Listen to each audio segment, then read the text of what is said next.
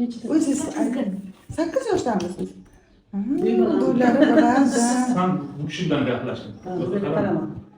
Amirxon 8 yosh. Mana siz 8 yoshdasiz. Maktabda o'qiysizmi? Mana siz tasavvur qiling, oilaviy boshqa shaharga ko'chib ketdingiz va maktabingiz o'zgardi. Yangi maktabga keldingiz va ustoz aytayapti, hozir bizga bitta yangi o'quvchi keldi, o'zini tanishtiradi. Nima aytib bera olasiz o'zingiz haqingizda? Mana 8 ga kirdingiz, nima bilasiz o'zingiz haqingizda? Shu bilgan hamma narsangizni o'zingiz haqingizda shu bolalarga, begonalarga aytishingiz kerak. Chunki ular sizni tanimaydi-da. Xo'pmi? Boshlang. Nima aytib bera olasiz o'zingiz haqida? Xohlasangiz rus tili, o'zbek tili, tojik tili o'zingiz ayting. Hech kim sizga yordam bermaydi. Siz sekin-sekin o'zingiz mustaqil hayotga borishingiz kerak. Mana masalan bu ruchka, bu narxi 10 ming so'm, bu yozish uchun, ko'k rangda deb biz bu haqida ma'lumot beramiz, to'g'rimi? Siz o'zingiz haqingizda nima aytib bera olasiz bolalarga, begonalarga? Familiya, ism, sharifingizni bilasizmi?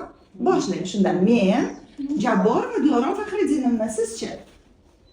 Xudodan omad tiladim. Shu dastlabki qo'poldim. Familiya. Mani ismim Amirxon.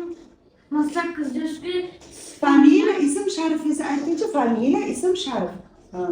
Familiya, o'tamiz. Neyropatologda bo'lgansiz. Nima tashxis qo'yilgan? Qog'ozi bormi? Neyropatologga bormi? Nima tashxis qo'yilgan bolaga shu kungacha? Nima tashxis olgan? Familiya, ism, sharifingizni bilasizmi? Ayting bilsangiz. Ushtan familiyachi, nomatchi Bir yilda nechta fasl bor? Qarang, bilsangiz ayting, bilmasangiz bilmayman deng. Ko'pmi 2 ham qo'ymaymiz, 5 ham qo'ymaymiz.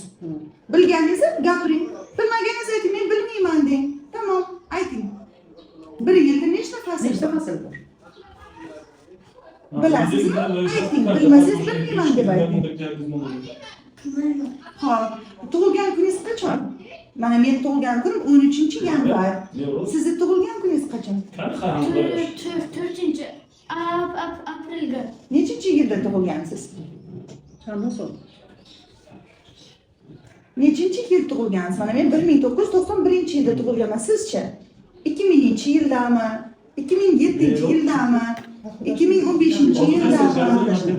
Agar bilsangiz gapiring, bilmasangiz bilmayman deng. Unday qilmang, oyog'ingizni tekis o'tiring. Bilsangiz bilaman deb ayting, bilmasangiz bilmayman deb ayting. Tug'ilgan yilingizni bilasizmi?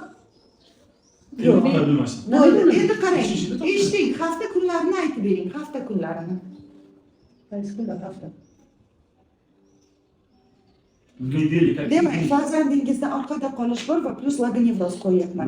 Miyasi qo'yilgan. Mana men farzandingizni miyasi yoshiga nisbatan orqada rivojlanishi kechikyapti. Er xotin qarindoshmi bir-biriga? Yo'q.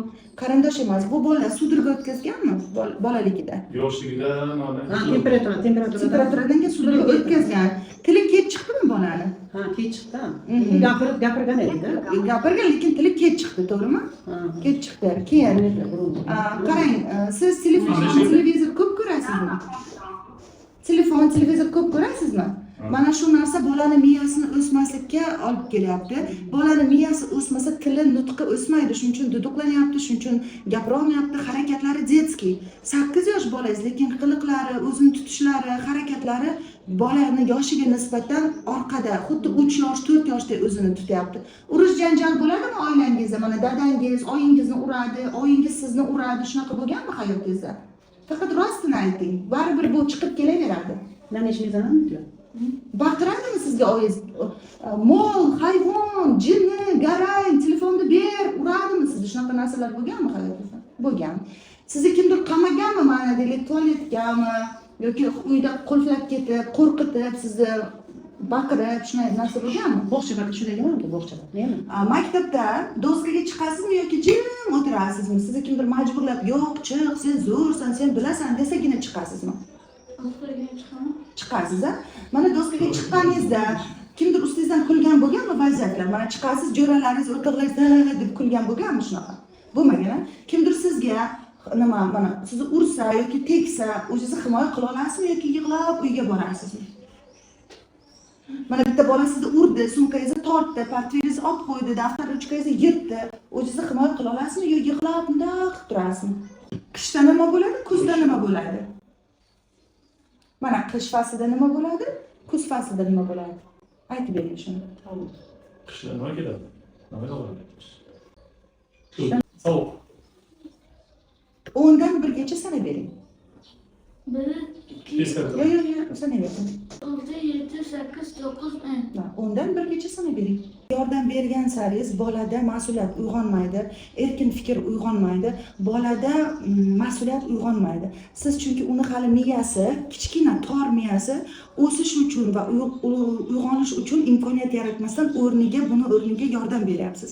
Va bu bora-bora 20 yoshda ham, 30 yoshda ham har doim hammadan podдержка qidirib, mamdaqa qilib qaraydi. Lekin siz вечный emassiz, men ham вечный emasman. Biz o'lgandan keyin bu kimga qaraydi?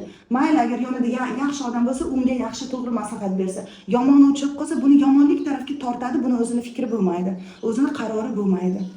Oilada keyin buni siz boqasiz 30 yosh, keyin xotinini boqasiz qo'shib, keyin bolalarini boqasiz qo'shib, keyin o'zingiz charchaysizda, keyin agressiya qilasiz. Qachongacha men senlarni tortaman deysiz. Chunki siz mana shu yoshgacha va shu yoshdan keyin ham buni o'rniga miyasiga imkoniyat bermasdan turib, miyasi hali uyg'onishga harakat qilyapti, imkoniyati endi tug'ilaman deganda o'rniga gapiryapsiz.